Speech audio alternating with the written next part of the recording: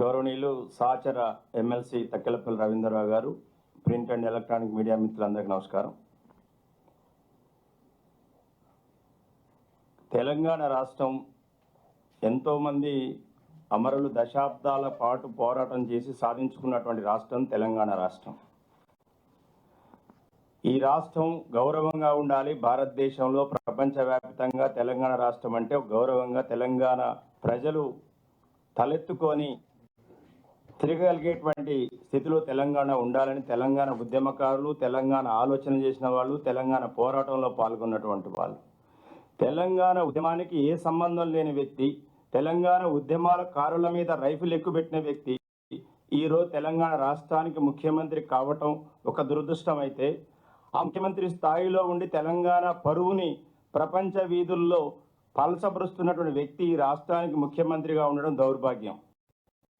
తెలంగాణ ప్రజలందరూ కూడా, ప్రపంచవ్యాప్తంగా ఉన్న తెలంగాణ బిడ్డలందరూ కూడా తల ఉంచుకోవాల్సిన తలంపులు తెస్తున్నటువంటి ముఖ్యమంత్రి ఈ రాష్ట్రానికి దాపురించడం అనేటువంటిది మనందరి దౌర్భాగ్యం. రేవంత్ రెడ్డి గారి భాష చూసినా, రేవంత్ రెడ్డి గారి వేషం చూసినా, వేషమేమో మామూలుగా బుడబుక్కల వేషం ఉంటుంది, లేకపోతే ఆ డ్రెస్సింగ్ చూస్తే ఏమంటే మొన్న వెళ్ళాడు అమెరికాకి. మీరు అందరూ చూశారు, మీడియా మిత్రులంతా. మీడియా మిత్రులు మీరు ఆలోచించండి ఆయన డ్రెస్సింగ్. నేనేమంటున్నా అంటే, నువ్వు పిసిసి అధ్యక్షుడిగా ఉంటే నువ్వు ఏ డ్రెస్ అని వేసుకో, నాకు అబ్జెక్షన్ లేదు. కానీ ఒక రాష్ట్రాన్ని నువ్వు రిప్రజెంట్ చేస్తున్నప్పుడు మీ యొక్క రాజీవ్ గాంధీ గారు కానివ్వండి, పివి నరసింహరావు గారు కానివ్వండి, మన్మోహన్ సింగ్ గారు కానీ కుర్తా పైజామా వేసుకునేవారు. కానీ ప్రపంచంలో ఒక ఏదైనా మీటింగ్కి వెళ్ళినప్పుడు వాళ్ళ యొక్క వేషం ఆ యొక్క దేశాన్ని యొక్క ప్రతిష్టని పెంపొందించే విధంగా ఉండాలి. కానీ ఈయన అమెరికా వెళ్ళి, సిలికాన్ వ్యాలీ వెళ్ళని, న్యూయార్క్ వెళ్ళని, డల్లాస్ వెళ్ళని, వాషింగ్టన్ డీసీ వెళ్ళని ఎట్లెళ్ళాడు? పక్కనున్న శ్రీధర్ బాబు గారు ఎట్లున్నాడు, ఈయన ఎట్లున్నాడు? ఈయన చూసి ఒక కంపెనీ వాళ్ళు మాట్లాడే పరిస్థితి ఉందా? మీ ఎక్కడున్నాడు పోయిండు, ఏడ దిగొచ్చిండు, ఆ యాపిల్ దగ్గర పోయి గట్ల ఫోటోలు దిగొచ్చిండు. ఇదేనా అండి? నేనేమంటున్నా అంటే, నాకేం వ్యక్తిగతం కోపం లేదు ఆయన మీద. ఈ రాష్ట్ర పరువు బాకండి. మీరు ఈ రాష్ట్రానికి ముఖ్యమంత్రి, మీరు పిసిసి అధ్యక్షులు కాదు, ఓ రాష్ట్ర ముఖ్యమంత్రి. ఇదేనా? ఈయన పోయి ఫోటోలు ఏడ దిగుతున్నాడు? నువ్వు వ్యక్తిగతంగా నువ్వు నీ కుటుంబంతోనో నీ పార్టీ తరఫున పోతే నువ్వు ఎక్కడైనా ఫోటో దిగు, నాకేం అభ్యంతరం లేదు. కానీ నువ్వు ఈ రాష్ట్రానికి ముఖ్యమంత్రి, 4 కోట్ల మంది ప్రజలకు నువ్వు representative, you are the first person. వెళ్ళినప్పుడు చూస్తారు ఈ రాష్ట్రానికి. ఇప్పుడు అమెరికాలో అందరూ అనుకుంటున్నారు, అరే ఈయన ఎక్కడ ముఖ్యమంత్రి దొరికినాయి, ఆడి నుంచి వచ్చినాయి ఈ ముఖ్యమంత్రి, ఈ మాట్లాడటం రాదు ఏం రాదని అంటున్నారు. ఇక్కడ చూడండి, పక్కన శ్రీధర్ బాబు గారు ఆయన ఉన్నారు. రాజీవ్ గాంధీ గారు పోయి దేశాన్ని ప్రధానమంత్రి చేశారు, మీ పార్టీ కాంగ్రెస్ పార్టీ నుంచే ప్రధానమంత్రిగా చేశారు. మన్మోహన్ సింగ్ గారు మీ పార్టీ నుంచే ప్రధానమంత్రిగా చేసినారు. పివి నరసింహారావు గారు మన తెలంగాణ బిడ్డ ప్రధానమంత్రిగా చేసినారు. ఒక ఫారిన్ వేదికల మీద మన రాష్ట్రాన్నో మన దేశాన్నో రిప్రజెంటేషన్ చేస్తున్నప్పుడు మన యొక్క డిగ్నిటీని, ఇది మన గౌరవాన్ని పెంపొందించే విధంగా ఉండాలి. నీ భాష నువ్వేం మాట్లాడావు? అమెరికా వెళ్ళేసేసి అమెరికాలో అక్కడ ఉన్నటువంటి టెక్నోక్రాట్స్ అందరినీ బే ఏరియాలో పిలిచావు, నువ్వేం మాట్లాడావు? మా మందుల సామేల్ గారిని ఇట్లా గెలిపించుకున్నా, లేకపోతే ఇంకొక ఎడమ బుజ్జి గారిని ఇట్లా గెలిపించుకుని నువ్వు బే ఏరియా పోయింది ఎడమ బుజ్జి గారి గురించును మందుల సామేల్ గారి గురించి మాట్లాడటానికి వెళ్ళింది. ఈ రాష్ట్రానికి పెట్టుబడులు తేవడానికి వెళ్ళావు, అదేం కాంగ్రెస్ పార్టీ మీటింగ్ కాదు. ఈ రాష్ట్రం తరఫున ఒక అఫీషియల్ డెలిగేషన్ వెళ్ళావు. చిల్లర మాటలు అంటే ఒక రాష్ట్ర ముఖ్యమంత్రి యొక్క పదవిని, ఆ పదవికి ఉన్నటువంటి డిగ్నిటీని తగ్గించే విధంగా రేవంత్ రెడ్డి గారు ప్రవర్తిస్తున్నాడు. ఏ ముఖ్యమంత్రి ఇంతకుముందు చాలామంది ఉమ్మడి రాష్ట్రంలో ఈ రాష్ట్రాన్ని ముఖ్యమంత్రులుగా చేశారు. తెలంగాణ రాష్ట్రానికి కూడా కేసీఆర్ గారు ముఖ్యమంత్రిగా చేశారు. ఏ ముఖ్యమంత్రి కూడా తెలంగాణ ముఖ్యమంత్రి పీఠానికి, భారతదేశంలో ఏ ముఖ్యమంత్రి పీఠానికి కూడా ఇంత పలసన చేసేటువంటి ముఖ్యమంత్రి ఎవరు లేరు. నార్త్ ఈస్ట్లో ఉన్న స్టేట్లో ఉన్న ముఖ్యమంత్రులు కూడా చాలా డిగ్నిఫైడ్గా ఫారిన్ కంట్రీస్కి వెళ్ళి చాలా బ్రహ్మాండంగా వాళ్ళ స్టేట్ని ప్రజెంట్ చేస్తున్నారు. కనీసం ఆ మాత్రం సోయలేదు. ఎందుకంటే హైదరాబాద్ అనేది ఒక బ్రాండ్ ఇమేజ్, ప్రపంచంలో ఒక గొప్ప పేరుంది హైదరాబాద్కి.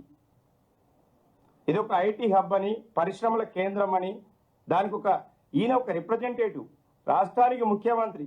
ఇదేం కొండారెడ్డిపల్లి కాదు, కొడంగల్ కాదు. నువ్వు కొండారెడ్డిపల్లిలో కొడంగల్ అయితే నీ ఇష్టం వచ్చేట్టు మాట్లాడుకో, మాకేం అభ్యంతరం లేదు. ఈ రాష్ట్రానికి తెలంగాణ బిడ్డలు ఎంతో మంది బలిదానం చేస్తే వచ్చిన రాష్ట్రం తెలంగాణ రాష్ట్రం. ఆ రాష్ట్రం బాగుండాలి, మంచిగా ఉండాలని కోరుకుంటారు ప్రతి తెలంగాణ బిడ్డ. కానీ నువ్వు దీన్ని పలచన చేస్తున్నావు. నీ పరిస్థితి చూస్తే ఎట్లుందనంటే రేవంత్ రెడ్డి గారి పరిస్థితి, ఒక అబద్ధాల యూనివర్సిటీలో ఒక మోసకారితనం అనే పిహెచ్డి చేసిన వ్యక్తి ఎవరయ్యా అంటే రేవంత్ రెడ్డి. అబద్ధాల యూనివర్సిటీలో మోసకారితనమైన సబ్జెక్టులో పిహెచ్డి చేసిన వ్యక్తి రేవంత్ రెడ్డి. ఆయన వచ్చి మాట్లాడుతారు హరీష్ రావు గారి గురించి. హరీష్ రావు గారి గురించి మాట్లాడేటువంటి నైతిక హక్కు నీకుందా? ఉందా అని అడుగుతున్నా. తన ఇప్పుడే రవీంద్రనాథ్ చెప్పినట్టు జీవితాంతం తెలంగాణ కోసం పోరాడిన వ్యక్తి, 7 సార్లు ఓటమి ఎరగని వ్యక్తి, 7 సార్లు కంటిన్యూగా. నీలాగా ఓడిపోలే, నీలాగా మాకు గాలి మాటలు చెప్పలే, నాకు ఇంత మెజార్టీ రాకపోతే నేను రాజకీయ సన్యాసం తీసుకుంటా అని చెప్పలే. నువ్వేగా చెప్పింది కొడంగల్లో ఓడిపోతే రాజకీయ సన్యాసం తీసుకుంటా అన్నావు. తీసుకున్నావా? మళ్ళొచ్చి మల్కాజ్గిరిలో పోటీ చేసినావు. మల్కాజ్గిరి పోటీ చేయకముందేమో రాజకీయ సన్యాసం తీసుకుంటావు. అంటే నువ్వే అబద్ధాల మనిషి అని తెలిసిపోయింది. నువ్వే మళ్ళీ ఇప్పుడు హరీష్ రావు గారి మీద మాట్లాడేది. నీకు నిజంగా సిగ్గు శరం ఉంటే నువ్వు రాజీనామా చేయాలి. ఎందుకంటే ఈ రాష్ట్రానికి ముఖ్యమంత్రిగా ఉన్నావు. నీ సొంత నువ్వు కాన్స్టిట్యున్సీ ఉన్నటువంటి మహబూబ్ నగర్ ఓడిపోయినావు, బీజేపీ గెలిచింది. నువ్వు ఏరి కోరి తీసుకుపోయిన రంజిత్ రెడ్డిని గెలిపించుకోలేకపోయినావు. నువ్వు శాయశక్తుల ప్రయత్నం చేసినా నువ్వు చేయవలలో ఓడిపోయినావు.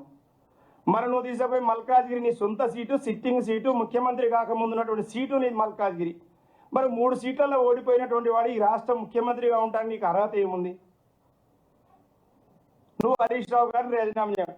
హరీష్ రావు గారు ఎప్పుడో స్పీకర్ ఫార్మాట్లో రిజిగ్నేషన్ 26/4 ఏప్రిల్ 26వ తారీఖు నాడు స్పీకర్ గారికి డైరెక్టర్ గడ్డం ప్రసాద్ గారికి రిజిగ్నేషన్ లెటర్ పంపించారు.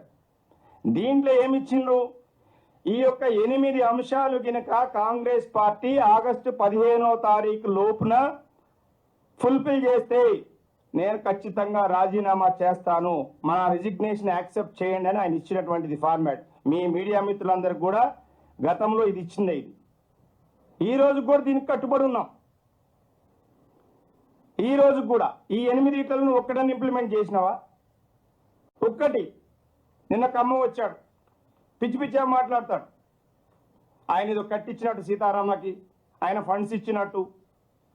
నీకు తెలుసా అసలు సీతారామ గురించి?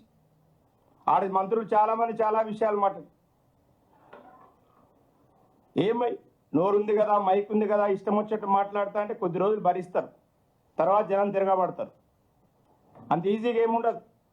ఒకటే గొంతు చించుకుని ముఖ్యమంత్రి కాకముందు ప్రజాస్వామ్య పరిరక్షణ, ఈ రాష్ట్రంలో ప్రజాస్వామ్యం లేదు, డెమోక్రసీ లేదు, ముళ్ళ కంచెలు వేశారు, ముళ్ళ కంచెలతో పరిపాలన చేస్తానని చెప్పిండు. నువ్వు నిన్నేం చేసినావు? బీఆర్ఎస్ పార్టీ వల్లనే కాదు, ఎంఎల్ పార్టీ వాళ్ళని, సిపిఎం వాళ్ళని, సిపిఐ వాళ్ళని, బీజేపీ వాళ్ళని అందరినీ ముందస్తుగా అరెస్ట్ చేశారు. నీకేందంత భయం? నువ్వు ప్రజాస్వామ్యవాదివి కదా, నీకు ప్రజాస్వామ్యం మీద నమ్మకం ఉంది కదా, మరి ఎందుకు అరెస్ట్ చేయాల్సి వచ్చింది? ముందస్తుగా గృహ నిర్బంధం చేశారు, లాఠీ చార్జీలు చేశారు. అంటే చెప్పేది ఒకటి, చేసేది ఒకటి. రేవంత్ రెడ్డి గారు సీతారామ గురించి మాట్లాడతారు. సీతారామ డిజైన్ చేసింది ఎవరు? మరి మేము ఉంది 10 సంవత్సరాల అధికారంలో, మీరు సుమారుగా 50 సంవత్సరాలు ఉన్నారు. 50 సంవత్సరాల అధికారంలో ఉండి ఖమ్మం జిల్లాలో ఉన్నట్టు సీతారామ ప్రాజెక్టుని, దుమ్ముగూడెం ప్రాజెక్టు ఎందుకు పూర్తి చేయలేకపోయారు? కేసీఆర్ గారు వచ్చినాక ఎందుకు నిధులు కేటాయించారు? 80% వర్కులు మా టైంలో పూర్తయిన వాటికి మీరు మోటార్ లాంచ్ చేశారు. నిన్న వెళ్ళి ఎవడికో కన్నా బుడ్డాడు నా బిడ్డ అని చెప్పుకున్నట్టుంది వీళ్ళ పరిస్థితి, కాంగ్రెస్ వాళ్ళ పరిస్థితి. ఇంకో మంత్రి మాట్లాడుతారు, ఆయన కమిషన్లు ఇచ్చి కమిషన్లు ఇచ్చి ఆ కమిషన్లకు అలవాటు అయిపోయినాయి. ఆయన కమిషన్ల గురించి మాట్లాడతాడు. నేను ఒకటే అడుగుతున్నా, మీకు నిజంగా ప్రజాస్వామ్యం మీద నమ్మకం ఉంటే ఆయన మాకు వచ్చి చెప్తున్నాడు, పట్టపగులు పచ్చి అబద్ధం, రాష్ట్రంలో రైతులందరికీ 2 లక్షల రుణమాఫీ చేసినాను. సోనియా గాంధీ గారు బర్త్డే రోజు 40,000 కోట్లు నేను రుణమాఫీ చేస్తా అన్నారు. మళ్ళా పార్లమెంట్ ఎన్నికలకు వచ్చేవరకు 31 కోట్లు చేస్తానని చెప్పారు. బడ్జెట్లోకి వచ్చేవరకు ఎన్ని కోట్లు పెట్టారు? నేను ఎన్ని రుణమాఫీ చేశారు? 17,000 కోట్లు అన్నారు. మేము ₹1,00,000 లోపు రుణమాఫీ చేస్తేనే 30 లక్షల మంది రైతులు వచ్చారు. మరి 2 లక్షల రూపాయలు రుణమాఫీ చేస్తే ఎన్ని లక్షల రైతులు రావాలి? మేము ₹1,00,000 లోపు రుణమాఫీ చేస్తేనే 17,000 కోట్లయినాయి. నువ్వు 2 లక్షల రూపాయల రుణమాఫీ లోపు చేస్తే 17,000 కోట్లు ఎట్లయినాయి? ఇలా కాంగ్రెస్ పార్టీ నాయకులందరూ చెప్తున్నారు ఇది ఒక చారిత్రక ఘట్టం అని చెప్తున్నారు. మీరు చెప్పేది చారిత్రక ఘట్టం అయితే మీకు దమ్ము ధైర్యం ఉంటే మీ యొక్క గన్మెన్లను పక్కకు పెట్టండి, మీ సెక్యూరిటీని పక్కకు పెట్టండి, గ్రామాల్లో గ్రామ సభలు పెట్టండి రైతులతోని. మీ రుణమాఫీ చేసిన రైతులందరితో కూడా రుణమాఫీ గ్రామాల్లో మీరు ఈ రైతు సదస్సులు పెట్టండి. మీకు అప్పుడు రైతుల తడాకా ఏందో తెలుస్తుంది. మీ ప్యాంట్లను ఊడగొట్టించి ఉరికిస్తారు రైతులు గ్రామాల్లో. ప్రతిదానికి నోరుంది కదా అని పారేసుకొని కేసీఆర్ గారి కుటుంబాన్ని, హరీష్ రావు గారినో లేకపోతే కేటీఆర్ గారిని తిట్టాం. ఎన్ని రోజులు తిడతారు? బీజేపీ వాళ్ళు ఏం చేశారో మీరు అదే చేస్తున్నారు. బీజేపీ వాళ్ళు 10 సంవత్సరాల పాటు మీ నెహ్రూ కుటుంబాన్ని తిట్టడంలోనే వాళ్ళు తలమునకలై ఉన్నారు. 10 ఇయర్స్ నెహ్రూ కుటుంబం మీద, ఇందిరాగాంధీ గారి మీద, రాజీవ్ గాంధీ గారి మీద, నెహ్రూ గారి మీద దుమ్మెత్తి పోసే కార్యక్రమం బీజేపీ చేసింది. మీరు కూడా అదే వారసత్వం పుణికిపుచ్చుకున్నట్టుంది ఈ ముఖ్యమంత్రి గారు. ఎందుకంటే ఈయనకు కూడా బీజేపీ మూలాలు ఉన్నాయి, ఈయన ఆర్ఎస్ఎస్ మూలాలు ఉన్నాయి. ఆర్ఎస్ఎస్ మూలాలు ఉన్న వ్యక్తి కాబట్టే సేమ్ వాళ్ళ యొక్క వారసత్వాన్ని పుణికిపుచ్చుకొని ఇవ్వాలా. అధికారంలోకి వచ్చి 8 నెలలైనా కానీ ఇంకా కేసీఆర్ గారి కుటుంబాన్ని లేకపోతే బీఆర్ఎస్ ప్రభుత్వాన్ని తిట్టే కార్యక్రమంలో ఉన్నాడు. ఒక్క హామీ మాట్లాడరు, అన్ని పిచ్చి పిచ్చి మాటలు మాట్లాడతారు. నీకు ఇక్కడ ఎవరన్నా నిన్ను నమ్మే పరిస్థితి ఉందా? నీవు ఇచ్చినటువంటి 420 గ్యారంటీస్ పక్కా పెట్టు, 6 గ్యారంటీలు కూడా ఇంప్లిమెంట్ చేయలేని పరిస్థితులలో ఉన్నారు.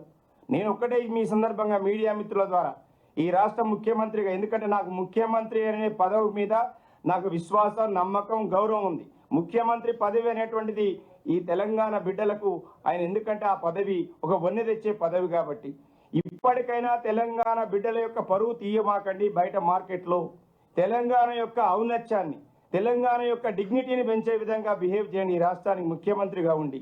కానీ చిల్లర మాటలు మాట్లాడాలనుకుంటే ముఖ్యమంత్రిగా ఉండబాకు. నువ్వు కొండారెడ్డిపల్లిలో లేకపోతే కొడంగలిలో మాట్లాడుకో, మాకేం అభ్యంతరం లేదు. కానీ ఈ రాష్ట్రాన్ని రూల్ చేస్తూ ఒక ముఖ్యమంత్రికి ఒక అరుదైన గౌరవాన్ని ఈ రాష్ట్ర ప్రజలు నీ మోసపూరితమైన మాటలు నమ్మి నీకు ఇచ్చారు. ఆ ఇచ్చినటువంటి నమ్మకాన్ని ఒమ్ము చేయకుండా ఇప్పటికైనా కనీసం బుద్ధి తెచ్చుకొని మాట్లాడటం నేర్చుకొని నేను మీడియా ద్వారా ఈ ముఖ్యమంత్రి గారికి విజ్ఞప్తి చేస్తాను.